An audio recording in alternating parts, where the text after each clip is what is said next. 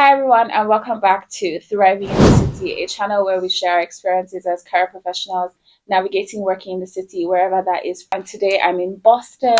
I'm interviewing my friend Ade, who will introduce himself shortly. But Ade lives in Boston and he's thriving in the city in Boston. In good. But yeah, Ade, would you do a quick intro to yourself? Yeah, no, thanks, Joyce. My name is Adebayo Adegbenro. I am currently a second year student at Harvard Business School, and so I'm in Boston.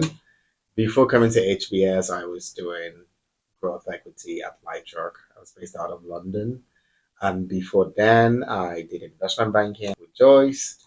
And yeah, before then, I did infrastructure private equity at Africa Infrastructure Investment Managers AIM in Lagos and Abidjan. And right now, I am rounding up my program and I'm hoping to do a startup. Wow, such a highly accomplished young man. Well, I guess like that's kind of why I brought Ade here today because I and Ade worked together in investment banking, and as Ade went on to do some other cool stuff within investing and all of that. But I thought this could be a good episode where we went through I guess his decision making to doing business school post like his work experience or at this point in his career, how he's made that decision. And I'm just going to ask him a few questions to talk about that decision making and what the outcomes have been so far. So, because I have the investment banking background before you went to PE, do you want to talk a little bit about your experience working in investment banking? Yeah, like banking was a good experience for me. So I obviously was trying to get into banking for the longest time through undergrad. And I was very lucky in the sense that I did internships in banking in New York and even in London as well. And so I had a good sense of what I was getting myself into. The one thing I would say is the internships, whilst they give you a glimpse into what banking is, do not actually show you the full picture. And so ultimately starting in banking was still a bit of an adjustment for me coming from like Nigeria. Yeah. And I still thought it was a great experience. You know, it was a fantastic experience to be able to learn how to analyze companies, how to think in a structured way, how Mm-hmm. to do presentations visually and orally as well, and just how to navigate the corporate life Okay. coming out of university. So I guess that was good. Good experience, good exposure. Okay. It was a great place for me to have started my career.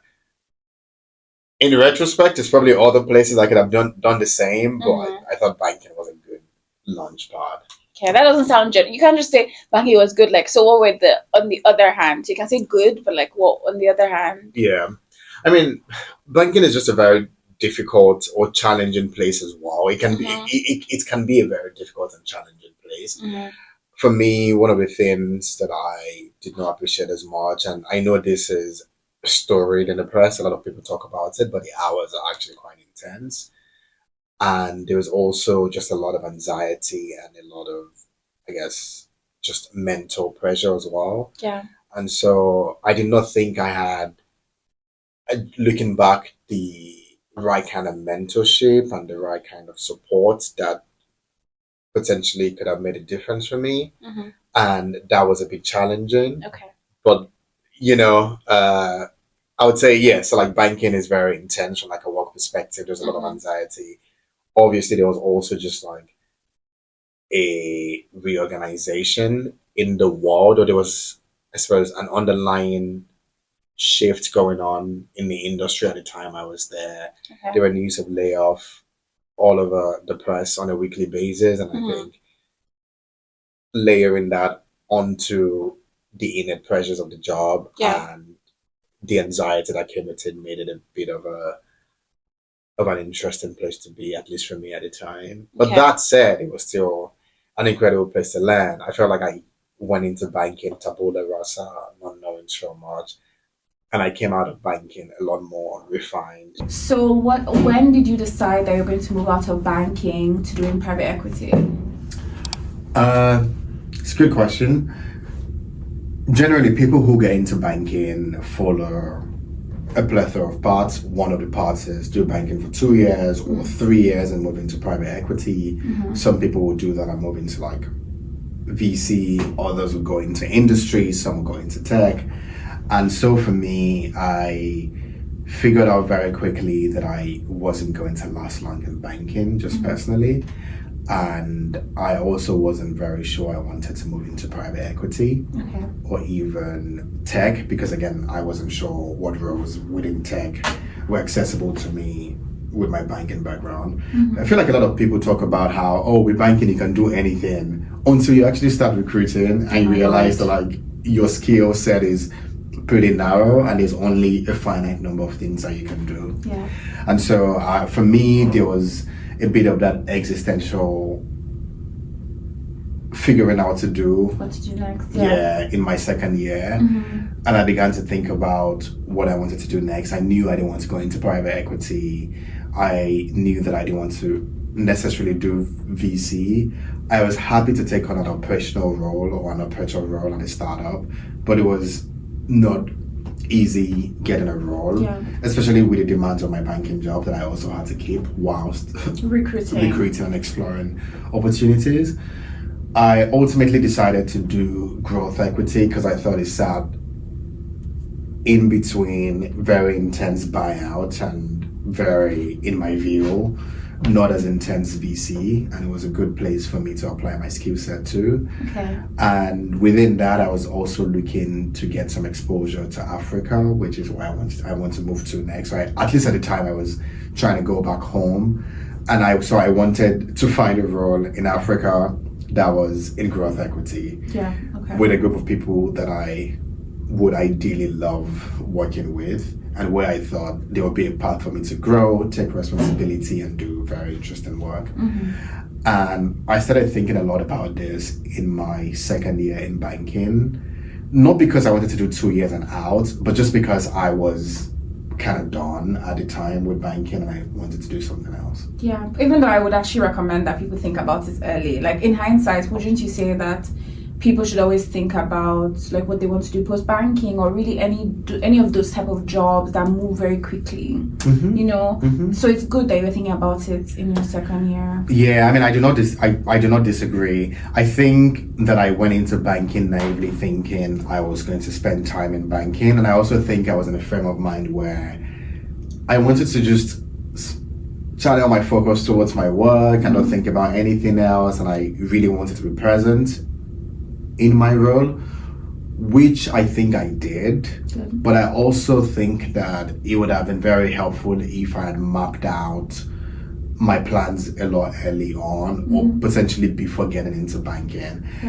That said, if you've done banking for a year plus and you think you're learning so much, you're able to manage your workload, you see a future for yourself on the team you're on, you have the kind of support that you think you need to grow your career the way you want to grow, you're enjoying it, then I think you should definitely stay. I think there's a lot of merit in staying in banking. I actually think it's a great place to be, if that is what you want. However, if you realize very early on that this might not be the place for you, I would say you should sooner rather than later begin to consider your options.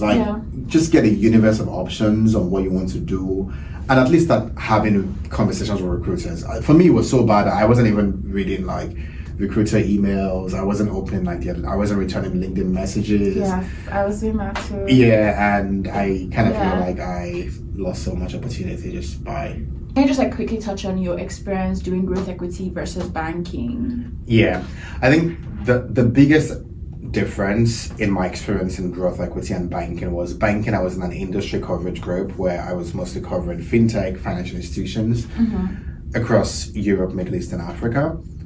Whereas my growth equity role was a bit broader, so I covered everything from fintech to healthcare to climate, and so naturally energy, and so naturally I had to learn about more industries and I had to learn about more things, and that's one. And even though the geographical coverage was a bit more limited, it was interesting to I found it interesting to get into the weeds of each of these industry verticals, meet founders in those places and learn about what they're doing, learn about the industries, and also actually have an opinion. I think in banking, as a junior banker, you don't really have an opinion. You know, I mean, I guess you kind of have an opinion, but you also don't really have an opinion. They tell you to do this, just do it. and do it well so we can all go home on time. If you have an opinion and That's nice. But that's nice. Let your But job be done. just do your job. Yeah. Right? But in growth equity, because we had obviously like less resources, we had less people, everyone had to contribute, and you really had to think a lot more holistically about what you were doing. You obviously couldn't go to like I did not have an associate who was going to check my work for formatting errors and like comma. Yeah, so I had to really step into that role, and I had to check my work, I had to check my numbers, I had to verify them, I did the industry research. There's a lot more judgment calls that I had to make as an investor than when I was like in banking. Okay. Which I So you would recommend like as a potential path for banking? I mean, I would recommend as a potential path for banking if that's what you want. But again, I suppose if you're someone who does well in very defined structures, very defined, very staggered, very hierarchical structures, banking. I think even if you like flat structures but you want to have a defined scope of work, I think banking might be could be a good place. Yeah. I think unlike banking, growth equity is a bit more, and maybe not just growth equity, maybe even investing generally is a bit more judgment driven. That said, my understanding is certain investment firms are also like banking in the sense that they are equally as hierarchical and they have the same banking like processes where as an associate your work is defined and the scope is limited and you have to report to someone who is more senior to give you feedback. Yeah, and even in those places you might not be able to exercise as much judgment. I think in my case the firm I was at was a bit more, I mean, it was very flat. The partners were very approachable. It was easy to talk to them. I could share my views, share my thoughts, get lunch with them, chat about what we're doing, talk to the founders, go for founders mixes. It was just a really interesting and great place to actually learn. Okay. Ultimately, so you did banking, you did private equity, and then you decided that you wanted to come to Harvard Business School, which some people might say, of course, it's a no-brainer, but I'm sure you still had to think through making this decision to come here. So do you want to talk a bit about how you decided to come to business school? Okay, I guess in order to answer this question, I had to think about why I was applying to business school, or why I applied to business school. I applied to business school for a few reasons. Number one was I really wanted to broaden my worldview, which sounds very banal, but then studying in Nigeria and coming to work in London, I figured that having a much bigger network of people who are on the ground in societies I've now moved into, who had done the things that I want to do or who are going to do the things that I plan to do, was very good and was going to grow my network. That was one. I think two, I also realized that for some of the things I want to do in the future, having a degree from any of these institutions, especially Harvard, was going to be very helpful for me. Also, of course, if you went to Harvard, okay. I don't know, but it kind of made sense where 20 years down the line, it is something I think would be helpful. And then I think the third thing was honestly just finding the time to learn. One of the things that banking did to me was I felt that my ability to read and learn things outside of my industry coverage group was atrophying. I wasn't learning as much as I want. Okay, I was learning a lot about FIG, which is great and which was great, but I also just felt like I was narrowing myself very early on in my life and in my career. Okay. It was so hard for me to read about other things outside of my industry coverage group. Every single spare time I had was really just trying to learn more about my work so I could be a better employee. And it was hard to find the time to just think about, read other things, read about philosophy, which I really love, solve math questions, which I also kind of love to do, and just do other interesting things. And so I figured business school was going to be a good reset. And I suppose finally ended up, and the final point was honestly just around just taking time to think about what I wanted out of my life, what I was doing in my life. You didn't have to come and spend all this money, but I know, in retrospect, but at the time I was thinking, business school would be, I'll figure out my life. Think about your life. I would journal, I would meditate. I'll come to that, but I don't think, I don't know, because I've been here 2 days and there's so much happening. Yeah. Although I agree with the point on you learning other things, because earlier today I've gone with Ade to sit down in a crypto class, and I'm just like, why are we learning this about crypto? I mean, obviously I still took down some things which was helpful, and I was like, oh, like, this is good fundamental knowledge that I should know about crypto, because the guy was saying in the class how in 10 years this thing becomes so important. That's a different topic, but I guess that answers the point of you're learning about other things, so many other things that you wouldn't have. Okay, so you said like you had all these expectations of what you wanted to get out of business school. Can we talk about how that has been so far, in terms of, have your expectations been met? Touch briefly on the knowledge one. Like, have your expectations been met? In what ways have they been met? In what ways have they not been met? Good question. I would say my expectations have mostly been met.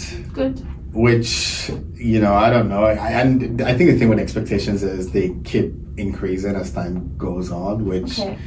Because you're like, this money I'm paying has to go somewhere. He has to do more. Really has to far. work harder for me to have. He has to go really far. But I would say my expectation has mostly been met.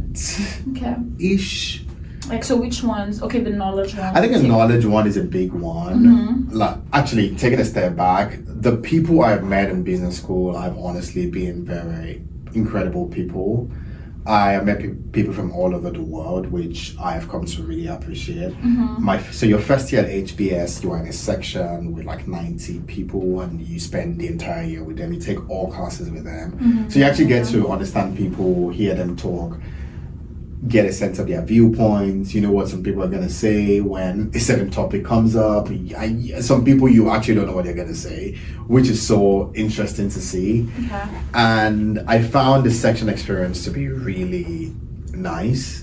There are certainly highs and lows with that, but I just thought it was warm to get to spend time with people from different parts of the world. And this section experience is very, like, it's just an HBS thing, Harvard Business School thing. Yeah, it's just an HBS thing. It's like really unique to HBS. And in the moment, I did not like it as much. I thought it was a lot, if I'm being honest. But in retrospect, just looking back at my time here, I'm so grateful I got to participate in the experience. I think HBS has a reputation of being intense, and the section experience has... It was intense so far. To me, 2 days was intense. And the section experience also has a reputation of being, too much for some people. And I think in a moment, just given everything going on, especially with your life and with the school, many people tend to question why they even came, or if the section experience is necessary. And people have different experiences in the section as well. Yeah. But I personally found it to be, at least looking back, to be good. I thought having people from different backgrounds, 2, who've worked in different industries, 3, who've worked in different roles across these industries as well, having them in a classroom. And different geographies. Different geographies, having them all in a place, talking about things. I thought that was great. And so, yes. For the people. And then the knowledge bit as well as being honestly remarkable. Before HBS, I probably had near zero crypto understanding. I would say even now my crypto understanding is at infancy. More than me, for sure. But that's for sure. Compared to the person who came here like 2 years ago, I can maybe hold a conversation. Yeah. When it comes to crypto, I can also talk about broadways. I can talk about healthcare. I can talk about what else? American politics. AI, data centers, climate, all of these things that I did not have as much insight into. I now feel like I know so much about so many things. Now, I'm maybe not as deep as I would love to on all of these things, which I think is a fair trade-off, like depth versus breadth. But I'm more happy with breadth, because having the breadth now means that I know where to focus on a lot better than I did prior to coming in. So knowledge has been honestly remarkable. We do a lot of cases at HBS, and so you have to read and be able to contribute in class, which I really loved. What else has it paid off? I don't know, from like a not paid off perspective. It's probably still very early to Yeah, decide. like the money that you paid, you can't like recoup it now. Yeah. I also came into HBS. One of the things I failed to mention earlier is I came because I wanted to found. So start a company and like found a startup, and I was actively thinking about startup ideas before coming to HBS. And then when I came, which is a good thing, I had the space to explore my ideas. We do startup bootcamp. I spent my summer working on the startup and ideating around it and trying to do industry research. I ultimately pivoted from that idea, but I was grateful for the opportunity to be able to explore a startup idea. This is something I would have not been able to do in banking or PE. Firstly, I don't have the time, and secondly, it's just logistically difficult to do it. But coming to business school allowed me to do it. We can argue about if the trade-offs is worth it, like if it's worth so much money to basically spend time doing startup.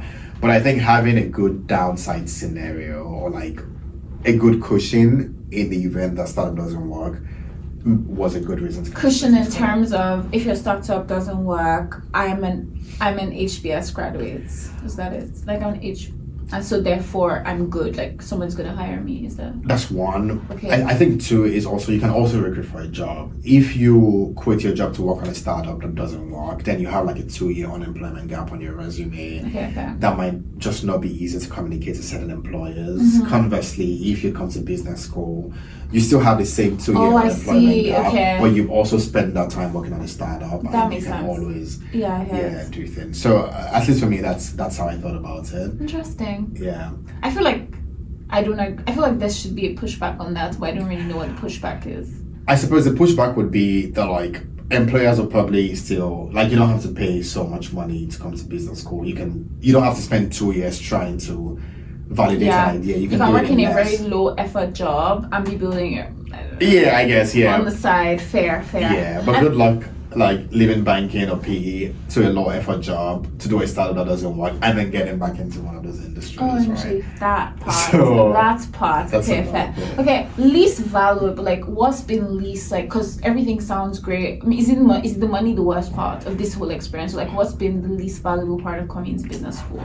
About the money issue, ask me that question in 20, 30 years. Like, I keep coming back to the fact that I don't think money wasn't a big thing. It certainly is a big thing for me now because 2 years of no salary coming in, a lot of expenses, has definitely taken its toll on me.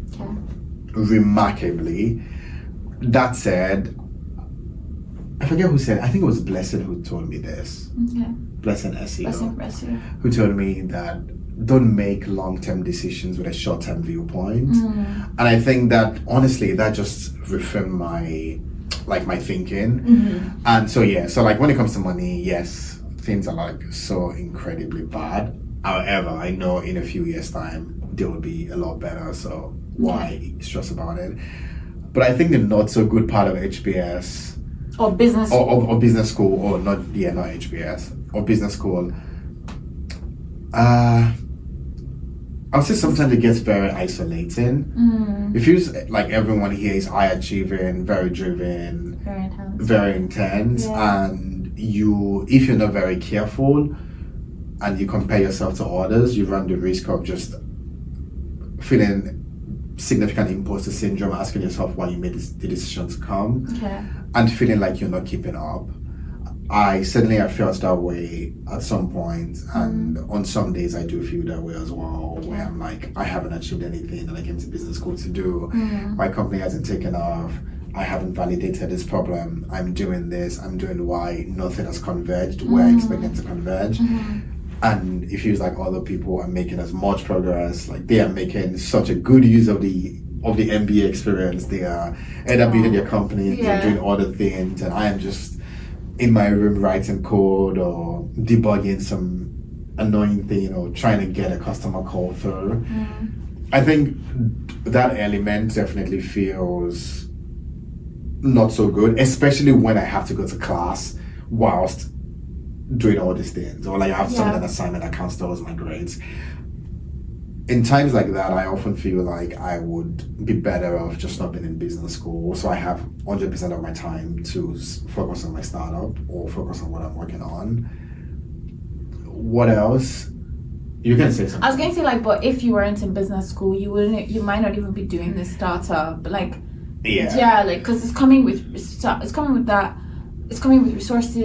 with people you're talking to, it's coming with, like, I don't know, just the ginger, in fact. Yeah. And also, can I just quickly say that this thing you're saying is everybody's, like... Is everybody? Yeah, no, because everybody, even, like, that is working right now still Yeah. thinks that, oh my God, okay, maybe there are some people that feel like I'm on top of the world, but a lot of people are like, oh my God, my friends are doing this. But people are looking at you thinking, oh my God, Ade's in business school. Like, you know, I'm thinking, oh my God, see my friends, they're in HBS. You know, starting their own thing. That's so funny. So I think this thing just never stops. Anyway, sorry, keep Oh going. no, I hear you on that because sometimes I feel like I think about that, like, you know, I should have just stayed at my job.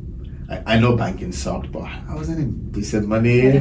I could just travel and take an holiday and go somewhere by the beach. And now I'm just... Can't come to Boston as much as you want. Yeah, Boston. you know, and now I'm just here like in the snow, cold, and just alone working on a startup. I don't know. I don't even know if it's gonna take off, right? So I think there's an element of that at business school, or like just being here generally. I think the other thing is also being away from friends and family. I think that's a lot harder than many people realize.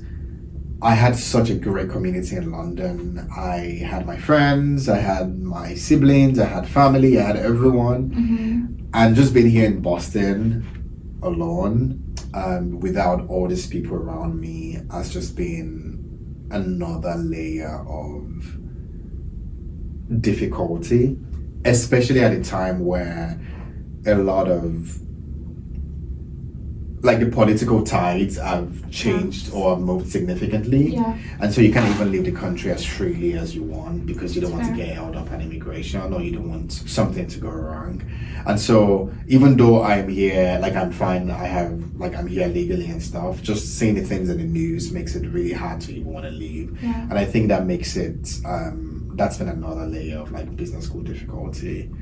What else? I feel like I'm missing so many things that I should be saying that are difficult about being here. Yeah, that I'm not able to express. I mean, in my own experience, the intensity, my 2 days experience is intense, but like I guess you said it in the isolation part. Yeah. It is isolating. I can understand that as well. I think that you're also maybe the point around like you're having a network of people, but are you building deep relationships, or is it just like, oh hi, you know, like which may not be bad though, because sometimes weak ties is all we need. Like, is it when your weak ties that are gonna help you later in the future? First the class is big. It's 900 plus people, and then you have a section of like 90 people, which coming into HBS. That was something I wanted. In my view or in my head, I was thinking I would rather know many people at least, and then identify who to build deep relationships with. Because I think starting from a smaller base just puts a lot of anxiety or pressure on you. Because what if you don't connect with anyone? Now you're isolated. That's true. But then your odds of getting people that you actually connect with in a 900 person class is a lot higher than it would be like in a much like smaller class, for example. And so for me that was something that was important. And also just having people from like different parts of the world, getting exposed to different culture, getting exposed to like different people who've lived different life experiences was also important. And so yes, I definitely optimized for breadth in my relationships as opposed to depth. And I would say that is not because I suppose that is because I have a lot of depth in my existing relationships. And so I wasn't too sure I wanted to dilute that depth. You're not trying to make new best friends per se. But just kind of like more. I just don't know more people and just have like a good Are there a lot of people in your class that are also ex-IB/ex-PE? A lot of people. I don't know, like something like 20 or 30% of the class.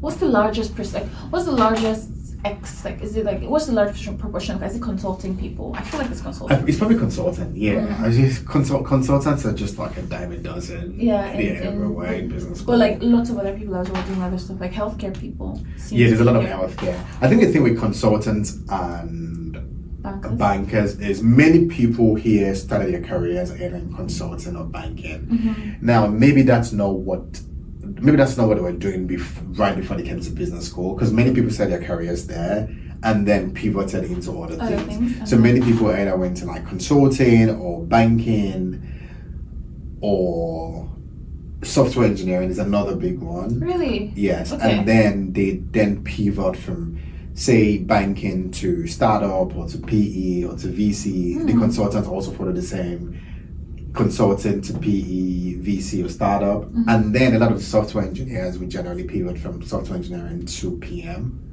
And so we have a lot of PMs in class. We have a lot of PE people in class. We have a lot of consultants as well in class. Okay. Yeah, it's actually very diverse. Like in my class, there are many consultants. There are many ex-investment banking, ex-PE. Yeah. We have people from the military. We have like someone who used to fly helicopters for like the US Navy or US Marines. So funny, there's actually one of my friends in my class who I'm very fascinated by her story. We had to do like so our first day of classes, we had to introduce ourselves to our classmates. And so I got a message and I was like, okay, I'll just say my name is, Ade and Nigeria, etc. And then that morning I went to my discussion group meeting with Peace, Peace. Yeah, Peace. And then she was saying like, can you read out your introduction to me? Because I don't know if my introduction is great. I was like, okay, my introduction is, my name is Ade. And she's like, that's your introduction? I'm like, yes. And then I was like, can you read yours to me? And then she went on growing up in the southern hills of California. I was like, you didn't tell me, like, I didn't know all of this. You didn't tell me that. I think like people are really good at packaging. Americans are so good at selling. Oh, it's just a business school. I think it's like a business school thing. I don't think so, because in my head, the instruction was just clear. It was just introduce yourself to your classmate in like 50 words or so. But then everyone from the US introduce themselves very creatively in ways that those of us not from here. I don't think it's a US thing, seriously, Ade, because I was also just in a room like literally a couple weeks ago where we had to do intros, and this is the same thing where people were so extra about their intros, and I was like, that's so interesting. But I think it probably is because maybe like us Africans, such Nigerians, we just tend to not be we just don't want to be overly pompous or like we don't want to talk too much. It's just like, like this is what I do. It's not that deep. That's my name. But then I have people like talk about their backgrounds where I started talking about I had to tell stories and so this is how I got here and this is how I thought. Like my internships, I made them seem so much bigger than they were, and like all things that I did. But I don't think it's like an American thing. I think it's probably us that don't do as much. Yeah. Yeah. But one of the things she said in a story was, I started flying helicopters before I drove a car.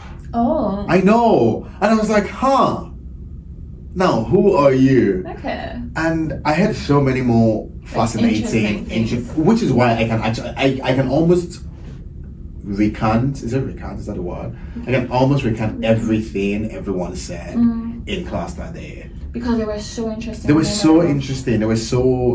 It felt like they were very thoughtful things. That's cool. Whereas if you probably ask them what I said, no one's going to remember. No, I'm sure you came up with some interesting things. I mean, you did. I don't think I did.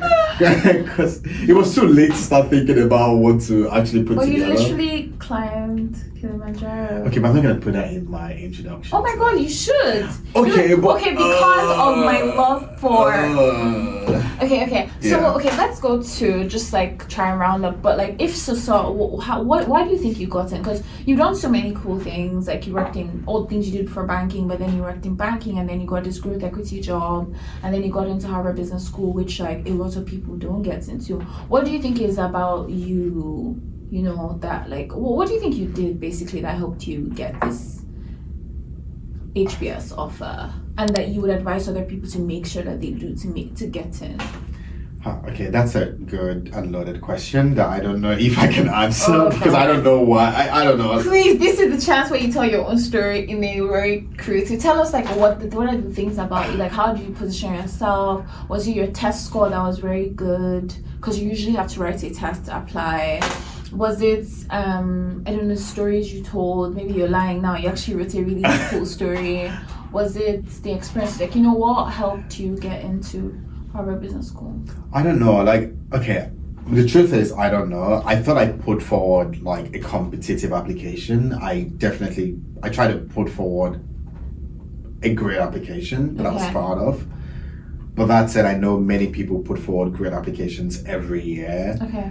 And yeah, of course. Yeah, so I mean, I suppose I can talk about what I did, and it probably clearly worked.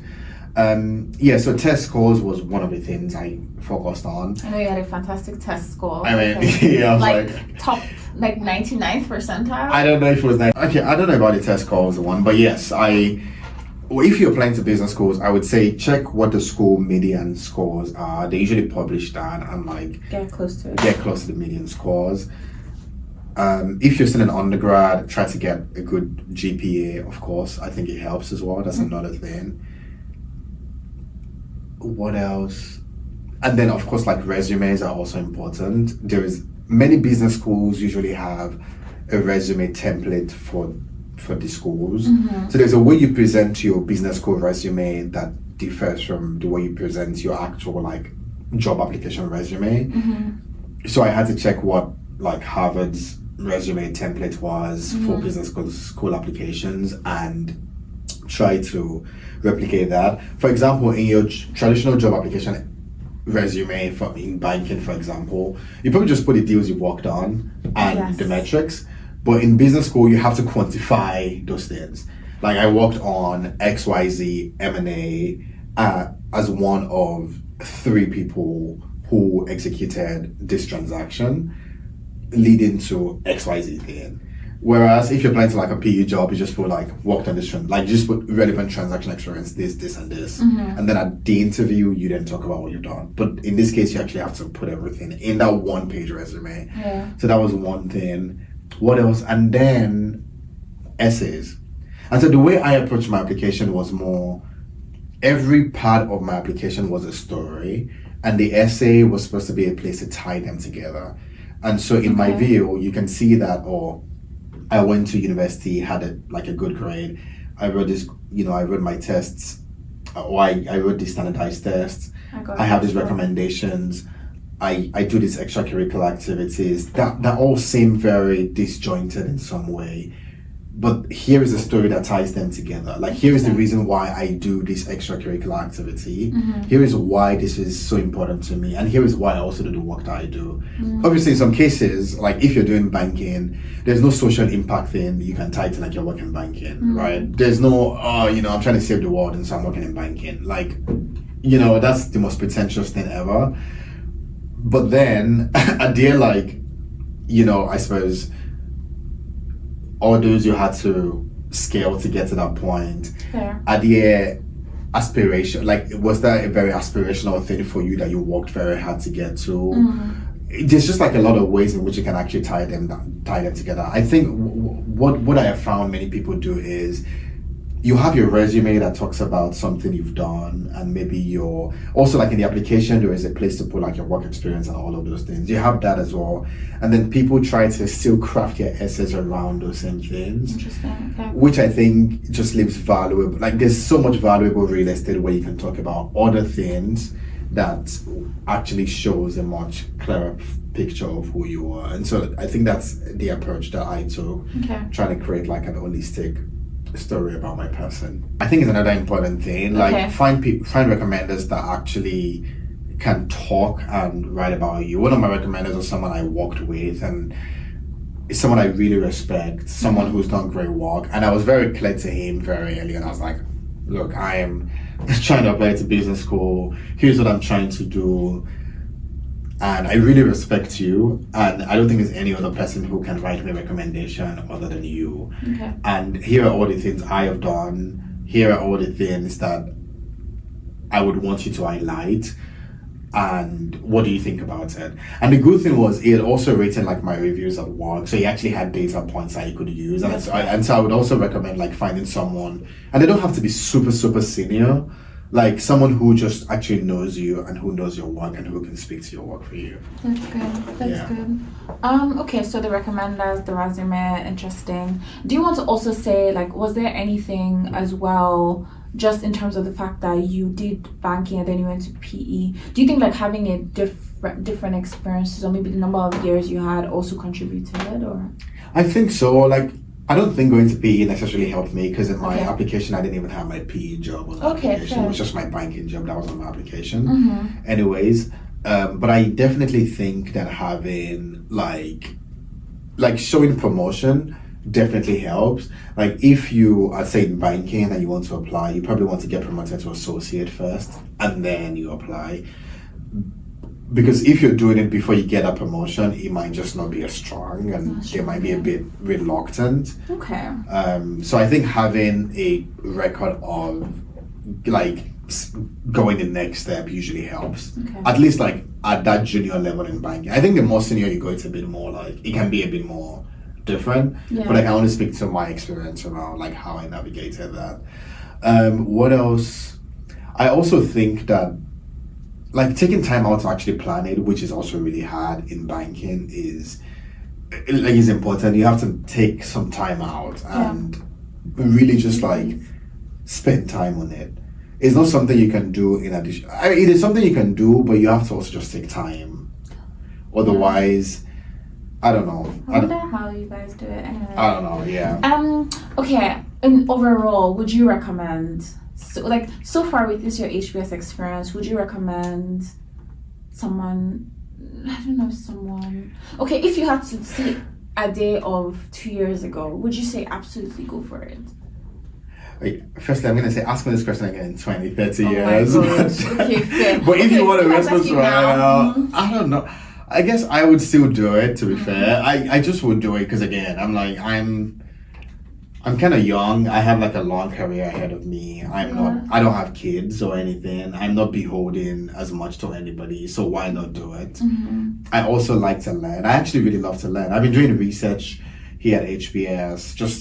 I just have the craziest research ideas. I'm like, I wonder why this works, or like I wonder why this does not work. Yeah. And I'm gonna spend 2 Adele weeks. has created so many apps for all the problems he has identified. I don't know about that, but I'm just like, I want to spend the next 2 weeks just working on this thing, and it is actually really freeing to be able to do that. I actually struggle to see when else in my life I would not only have the freedom but also the agency to be able to do whatever I want, whenever I want to do it. It is honestly crazy. What would you say to people that say, oh, but like knowledge you can just read on the side, or the networks, you're just going to make networks at the office, or agency, then take a gap year, like take a year off, I guess like some people you can do it. Right, It's like it's very context dependent. Like I couldn't it's do just it. you. I couldn't. Yeah, I don't know you. anyone who could do it. But if that's something that, also I don't think business school is like what everyone should do. In fact I almost think that like before you make the choice to come to business school now, think about it. Go to like talk to a therapist. Talk to someone. Is crazy. I'm serious. Okay. Because you want to ask yourself why. Yeah. Like, why exactly do you want to come? What about business school is so compelling to you that you're going to take 2 years out of your life to come? At a time where a lot of skills are getting commoditized by AI and like knowledge work is also getting significantly commoditized. A lot of people are leaving business school and not able to get the kind of jobs that they want. Many are going into debt to do that. Yeah. Like the world that we have today is not the world that we had like many years ago. And so I would almost say take some time to really think about that choice.